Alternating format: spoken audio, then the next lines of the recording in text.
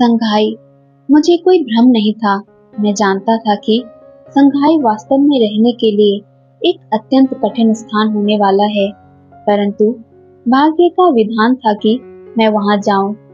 इसलिए हमने अपनी तैयारियां शुरू की और पोपू और मैं बाद में सुबह एक साथ हम साथ साथ नीचे सीढ़ियों वाली गली में बंदरगाह की गोदी पर टहलने के लिए गए और हम एक जहाज पर गए जो हमें नदी में काफी दूर संघाई तक ले जाएगा।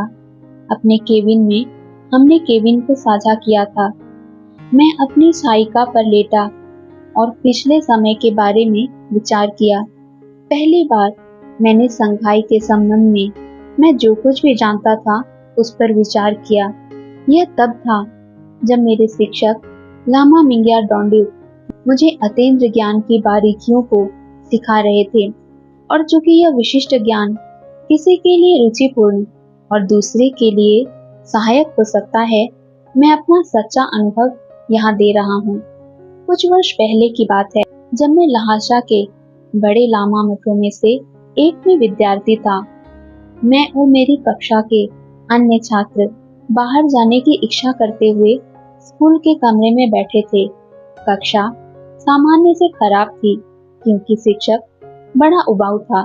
पूरी कक्षा को उनके शब्दों को समझने में और सजग रहने में दिक्कत महसूस हो रही थी। यह उन दिनों में से एक दिन की बात है जब सूरज सिर के ऊपर गर्मी से चमक रहा था। सीलन भरी कक्षाएं और अभिरुचिहीन शिक्षक की गूंजती हुई आवाज, हर चीज हमें बाहर धूप और गर्मी में बाहर जाने के लिए बुला रही थी। सहसा वहां पदचाप सुनाई दिए। कोई कमरे में आ चुका था। अपनी पीठ शिक्षक की ओर किए हुए हम यह देख नहीं सके कि आने वाला कौन था, और हम घूमकर उनकी ओर देखने का साहस नहीं कर सकते थे। यदि वह हमारी ओर देख रहे हों।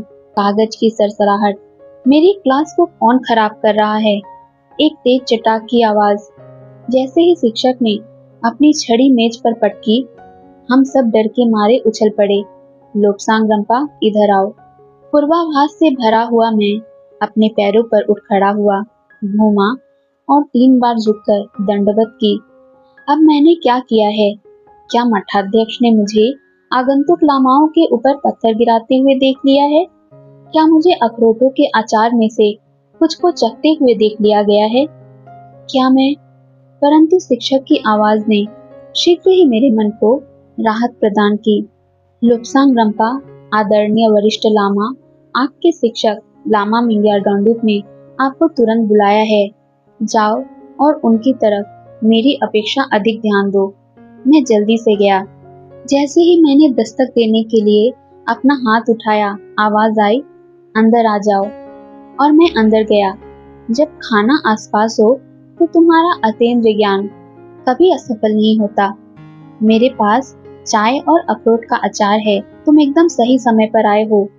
लामा मिंग्या डोंडुक ने मुझसे इतनी जल्दी पहुंचने की उम्मीद नहीं की थी, परंतु अभी उन्होंने निश्चित रूप से मेरा स्वागत किया। जब हमने खाना खाया तब उन्होंने बातें की।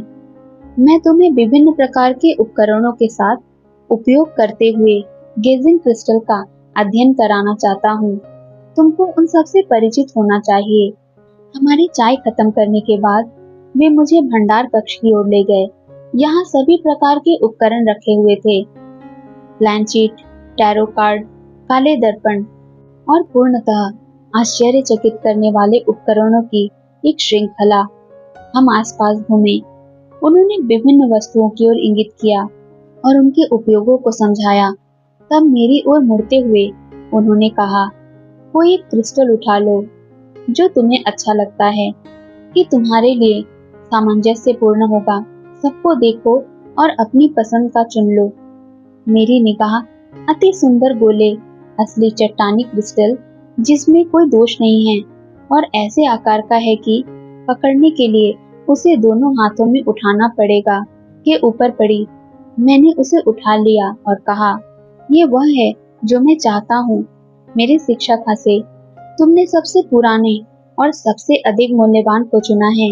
यदि तुम इसका उपयोग कर सकते हो तो तुम इसे ले सकते हो। ये विशिष्ट क्रिस्टल जो अभी भी मेरे पास है, पोटाला की काफी निचली गुफाओं में से एक में मिला था। उन सामान्य दिनों में इसे जादुई गोला कहा जाता था और इसे चिकित्सा से संबंधित मानकर लौह पहाड़ी के चिकित्सीय लामाओं को दिया गया था।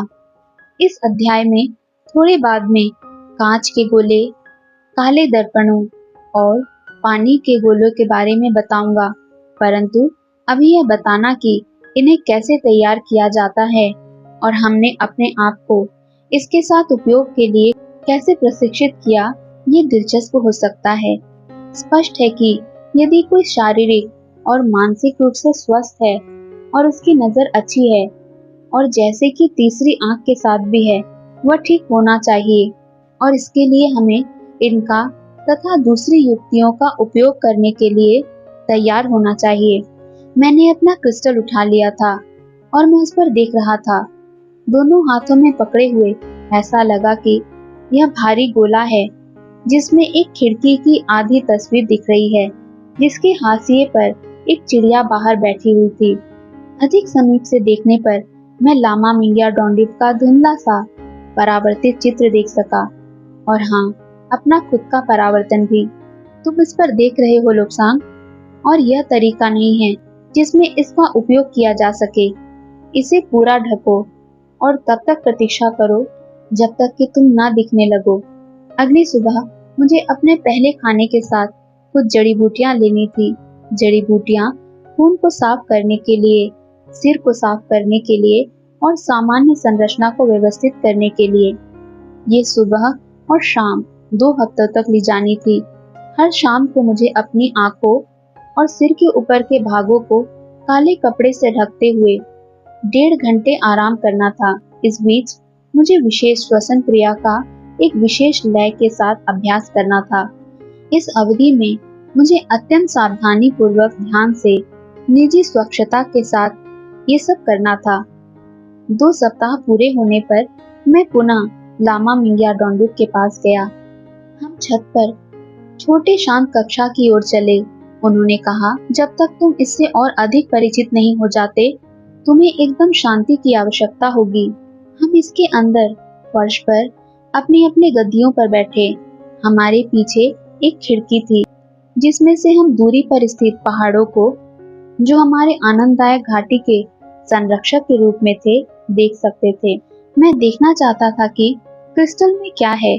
इस तरफ को घूम जाओ लोब्सांग, क्रिस्टल को देखो और जब सभी परावर्तन समाप्त हो जाए तो मुझे बताओ। हमें प्रकाश के उन सभी विषम बिंदु को छोड़ देना चाहिए। ये वे हैं जिन्हें हम देखना नहीं चाहते। ये ध्यान रखने योग्य मुख्य बिंदुओं में से एक है। उन सभी प्रकाशों को छोड़ दो जो परावर्तन पैदा करते हैं। परावर्तन केवल ध्यान को नष्ट करते हैं। हमारा तरीका उत्तर वाली खिड़की की ओर पीठ करके बैठ जाने का और उचित मोटाई का एक मोटा पर्दा खिड़की पर डालने का था ताकि धुंधला प्रकाश बना रहे।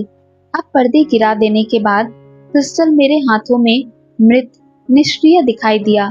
इसकी सतह को दूषित करने के लिए परावर्तन बिल्कुल नहीं। मेरे शिक्षक मेरे बगल में बैठे। क्रिस्टल को अपने हाथों से गीले कपड़े से रगड़कर साफ करो। इसे इस काले कपड़े से पकड़कर उठाओ। अपने हाथों से इसे मत छुओ। जैसा मुझे निर्देशित किया गया था, सावधानी पूर्वक मैंने वैसा ही किया। गोले को पोंछा, सुखाया, काले कपड़े से जो मोड़कर चौकोर किया था, ढककर उसको अपने हाथों में पकड़ा। क्रिस्टल को नीचे अपने बाएं हाथ में संभाले हुए, हथेलियों की ओर किए हुए, मेरे दोनों हाथ एक दूसरे को क्रॉस किए हुए थे। अब क्रिस्टल में अंदर देखो, इसके ऊपर नहीं परंतु अंदर, ठीक केंद्र में देखो। देखो और तब तक अपनी नजर को एकदम खाली हो जाने दो। किसी चीज को देखने की कोशिश मत करो। अपने दिमाग को एकदम खाली छोड़ दो।